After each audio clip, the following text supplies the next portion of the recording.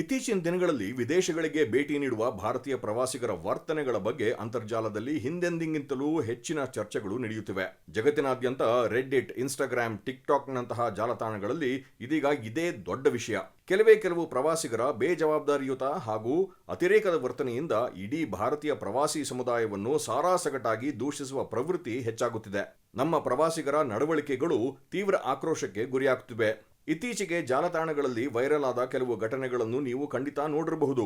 April 2026ರಲ್ಲಿ ಇಂಡೋನೇಸಿಯಾದ ಬಾಲಿಯ ಐಷಾರಾಮಿ resort ಒಂದರಲ್ಲಿ ನಡೆದ ಘಟನೆ ಜಗತ್ತಿನಾದ್ಯಂತ ಸುದ್ದಿಯಾಯಿತು.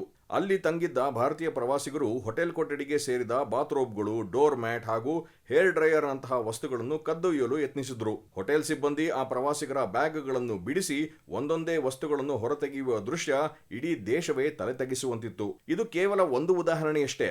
ಮತ್ತೊಂದು ಕಡೆ ವಿಮಾನ ನಿಲ್ದಾಣದ ಟಾರ್ಮ್ಯಾಕ್ ಅಂದರೆ ವಿಮಾನ ನಿಲ್ಲುವ ರನ್ವೇ ಮೇಲೆಯೇ ಭಾರತೀಯರ ಗುಂಪೊಂದು ಗರ್ಭಾ ನೃತ್ಯ ಮಾಡಿದ ವಿಡಿಯೋ ಭಾರೀ ವಿವಾದ ಸೃಷ್ಟಿಸಿತ್ತು. ಸುರಕ್ಷತೆಯ ದೃಷ್ಟಿಯಿಂದ ಅತ್ಯಂತ ಸೂಕ್ಷ್ಮವಾಗಿರುವ ಸ್ಥಳಗಳನ್ನು ಭಾರತೀಯರು ಕೇವಲ ರೀಲ್ಸ್ ಮಾಡುವ ವೇದಿಕೆಯನ್ನಾಗಿ ಬಳಸಿಕೊಳ್ಳುತ್ತಿದ್ದಾರೆ ಎಂಬ ಟೀಕೆಗಳು ಜಾಗತಿಕ ಮಟ್ಟದಲ್ಲಿ ಕೇಳಿಬಂದುವು. ಇದು ಕೇವಲ ಒಂದು ದೇಶಕ್ಕೆ ಸೀಮಿತವಾಗಿಲ್ಲ. ಥಾಯ್ಲೆಂಡ್, ವಿಯೆಟ್ನಾಂ ಮತ್ತು ಶಿಸ್ತಿಗೆ ಹೆಸರಾದ ಜಪಾನ್ನಲ್ಲೂ ಭಾರತೀಯರ ಬಗ್ಗೆ ದೂರುಗಳ ಮಹಾಪೂರ್ವೇ ಹರಿದು ಬರ್ತಿದೆ. ಇತ್ತೀಚೆಗೆ ಥಾಯ್ಲೆಂಡ್ಗೆ ಹೋಗಿದ್ದ ಭಾರತೀಯ ಮಹಿಳೆಯೊಬ್ಬರು ತಾನು ಅಲ್ಲಿನ ಜನರೊಡನೆ ಸೌಜನ್ಯದಿಂದ ವರ್ತಿಸಿದಾಗ ಅವರು ಆಶ್ಚರ್ಯಪಟ್ಟರು ಎಂದು ಬರೆದುಕೊಂಡಿದ್ದರು.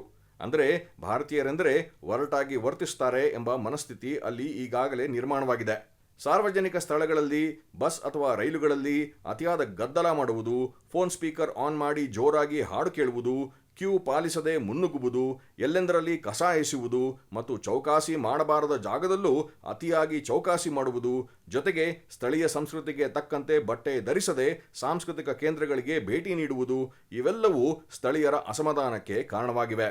ಪ್ರಸಿದ್ಧ ಉದ್ಯಮಿ ಹರ್ಷ್ ಗೋಯಂಕಾ ಅವರು ಹಂಚಿಕೊಂಡಿದ್ದ ಮಾಹಿತಿಯಂತೆ ಸ್ವಿಟ್ಜರ್ಲೆಂಡ್ನ ಹೋಟೆಲ್ ಒಂದರಲ್ಲಂತೂ ಭಾರತೀಯರಿಗಾಗಿಯೇ ವಿಶೇಷ ಮಾರ್ಗಸೂಚಿಗಳನ್ನು ಪ್ರದರ್ಶಿಸಲಾಗಿತ್ತು. ಬುಫೆ ಊಟ ಮಾಡುವಾಗ ಹೇಗೆ ವರ್ತಿಸಬೇಕು ಎಂಬಂತಹ ಪ್ರಾಥಮಿಕ ನಿಯಮಗಳನ್ನು ಬೋರ್ಡ್ ಮೇಲೆ ಬರೆದು ಹಾಕಿದ್ದು ನಮ್ಮ ಜಾಗತಿಕ ಇಮೇಜ್ ಎಷ್ಟು ಕುಸಿಯುತ್ತಿದೆ ಎಂಬುದಕ್ಕೆ ಕನ್ನಡಿ ಹಿಡಿದಂತಿತ್ತು.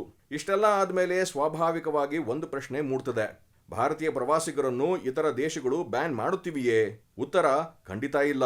ಸಾಮಾಜಿಕ ಜಾಲತಾಣಗಳಲ್ಲಿ ಇಂತಹ ಘಟನೆಗಳು ವೈರಲ್ ಆದಾಗಲೆಲ್ಲ ಹ್ಯಾಶ್ಟ್ಯಾಗ್ಗಳನ್ನು ಬಳಸಿ ಭಾರತೀಯರನ್ನು ನಿಷೇಧಿಸಿ ಎಂಬ ಕೂಗು ಕೇಳಿಬರುತ್ತಿರುವುದು ನಿಜ. ಆದರೆ ಯಾವುದೇ ದೇಶದ ಸರ್ಕಾರಗಳು ಅಧಿಕೃತವಾಗಿ ಇಂತಹ ಕಟ್ಟುನಿಟ್ಟಿನ ನಿರ್ಬಂಧಗಳನ್ನು ಹೇರಿಲ್ಲ. ಇದಕ್ಕೆ ಪ್ರಮುಖ ಕಾರಣ ನಮ್ಮ ಆರ್ಥಿಕ ಶಕ್ತಿ. ಭಾರತೀಯ ಪ್ರವಾಸಿಗರು ಮಾಡುವ ಖರ್ಚು ಮತ್ತು ಅವರಿಂದ ಬರುವ ಆದಾಯ ಹಲವು ದೇಶಗಳ ಪ್ರವಾಸೋದ್ಯಮ ಆರ್ಥಿಕತೆಗೆ ಅತಿದೊಡ್ಡ ಬೆನ್ನೆಲುಬಾಗಿದೆ. ಹೀಗಾಗಿ ಆನ್ಲೈನ್ ಆಕ್ರೋಶಗಳು ಸರ್ಕಾರಿ ಮಟ್ಟದ ನಿರ್ಬಂಧಗಳಾಗಿ ಬದಲಾಗಿಲ್ಲ. ಹಾಗಾದರೆ ಈ ದಿಢೀರ್ ಆಕ್ರೋಶದ ಹಿಂದಿರುವ ಅಸಲಿ ಕಾರಣವೇನು? ಪ್ರಸ್ತುತ ಭಾರತ ವಿಶ್ವದ ಅತಿವೇಗವಾಗಿ ಬೆಳೆಯುತ್ತಿರುವ ಪ್ರವಾಸೋದ್ಯಮ ಮಾರುಕಟ್ಟೆಯಾಗಿದೆ. ಪ್ರತಿ ವರ್ಷ ಕೋಟ್ಯಾಂತರ ಭಾರತೀಯರು ವಿದೇಶ ಪ್ರವಾಸ ಮಾಡುತ್ತಾರೆ. 99% ಜನರು ಅತ್ಯಂತ ಶಿಸ್ತಿನಿಂದಲೇ ಇರ್ತಾರೆ. ಆದರೆ ಇಂದಿನ ಡಿಜಿಟಲ್ ಯುಗದಲ್ಲಿ ಪ್ರತಿಯೊಬ್ಬರ ಕೈಯಲ್ಲೂ ಕ್ಯಾಮೆರಾ ಇರುವುದರಿಂದ ತಪ್ಪು ಮಾಡುವ ಆ 1% ಜನರ ವಿಡಿಯೋಗಳು ಕ್ಷಣಾರ್ಧದಲ್ಲಿ ಜಾಗತಿಕವಾಗಿ ವೈರಲ್ ಆಗಿ ಹೈಲೈಟ್ ಆಗ್ತಿವೆ. ಈ ಬೆರಳೆಣಿಕೆಯಷ್ಟು ಜನ ಮಾಡುವ ತಪ್ಪು ಇಡೀ ದೇಶದ ಮರ್ಯಾದೆಯನ್ನು ಕಳೆಯುತ್ತಿದೆ. ಏನೇ ಆಗಲಿ, ನಾವು ವಿದೇಶಗಳಿಗೆ ಹೋದಾಗ ಕೇವಲ ಪ್ರವಾಸಿಗರಾಗಿರುವುದಿಲ್ಲ, ಬದಲಾಗಿ ನಮ್ಮ ದೇಶದ ಸಾಂಸ್ಕೃತಿಕ ರಾಯಭಾರಿಗಳಾಗಿರುತ್ತೇವೆ. ಹೀಗಾಗಿ ವಿದೇಶಗಳಿಗೆ ಹೋದಾಗ ಆಯಾ ದೇಶದ ಸಂಸ್ಕೃತಿ ಮತ್ತು ನಾಗರಿಕ ಪ್ರಜ್ಞೆಯನ್ನು ಗೌರವಿಸುವುದು ಪ್ರತಿಯೊಬ್ಬ ಭಾರತೀಯನ ಜವಾಬ್ದಾರಿಯಾಗಿದೆ.